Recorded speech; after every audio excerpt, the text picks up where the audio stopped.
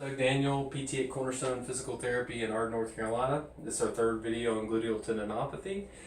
So basically, how do we fix this issue? We talked about in the LEAP trial how exercise and education was found to be more effective than wait and see and also injections in managing this problem.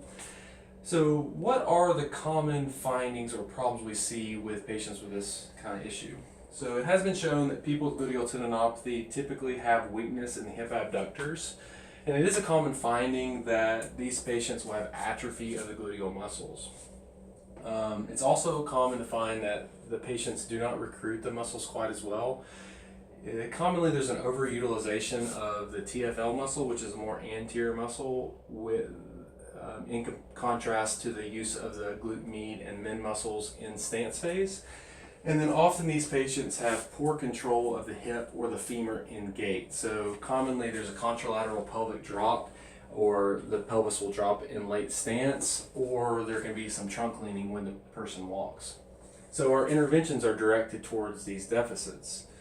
So from a strength perspective, it's very important that we strengthen the hip abductors and also the extenders and external rotators. And we can post some videos of basic exercises that are often used with this condition. It's important to improve control of the hip in stance and make sure that we don't have a pelvic drop, and make sure that we don't allow the knee to collapse when we walk. So there's drills that can be done to basically improve the control of the hip in stance. And then lastly, we need to manage compression. So the glute med and glute min tendons, along with the bursa, are compressed when when a person lays on their side or on their hip, when a person crosses their leg, or even when a person just stands with the hip shifted.